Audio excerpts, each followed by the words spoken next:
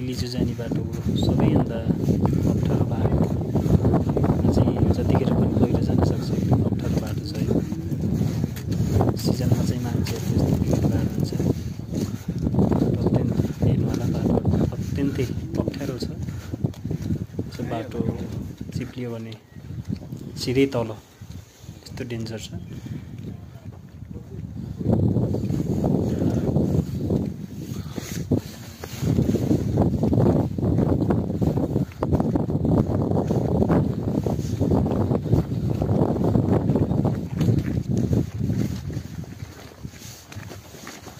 यो बाटो ओह्रालो